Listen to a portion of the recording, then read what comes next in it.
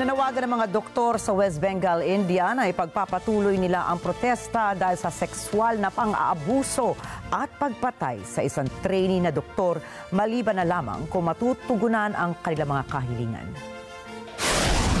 Nitong Lunes, sinabi ng Supreme Court ng India na kailangan ng bumalik ng mga doktor sa trabaho bago sumapit ang Martes o haharap ang mga ito sa isang legal action. Subalit binigyan diin ng mga nagpo-protestang doktor na bigyan muna ng hustisya ang babaeng doktor na natagpo ang patay sa isang silid-aralan sa Kolkata noong Agosto 9. Dinedemanda rin nilang magkaroon ng maayos sa seguridad sa mga ospital katulad ng pagkakaroon ng sapat na security staff at mga security camera sa mga pampublikong ospital, pati na rin ang pagpapatalsik sa hepe ng pulisya ng lungsod. Lahat po ng ito ay kanilang hinihiling bago nila sundin ang kautusan ng Supreme Court na bumalik na sa trabaho